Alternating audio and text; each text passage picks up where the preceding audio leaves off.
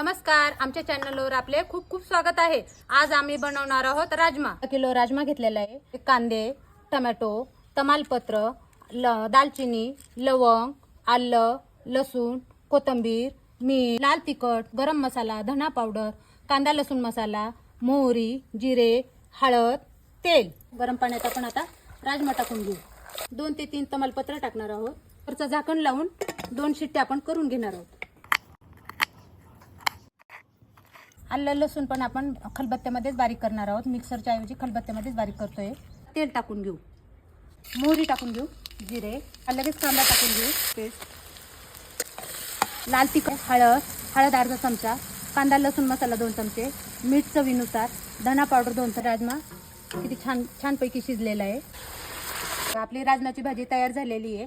अशाच आमच्या वेगवेगळ्या रेसिपी बघण्यासाठी आमच्या चॅनलला लाईक करा, शेअर करा, कमेंट करा, फॉलो करा। धन्यवाद।